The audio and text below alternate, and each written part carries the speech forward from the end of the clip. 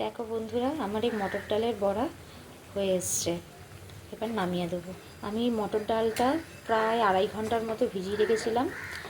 তারপরে এটা মিক্সিতে কাঁচা লঙ্কা, নুন, চিনি, আদা একসাথে দিয়ে ভালো করে পেস্ট করে নিয়েছি। পেস্ট করে একটু ফেটিয়ে নিয়েছি।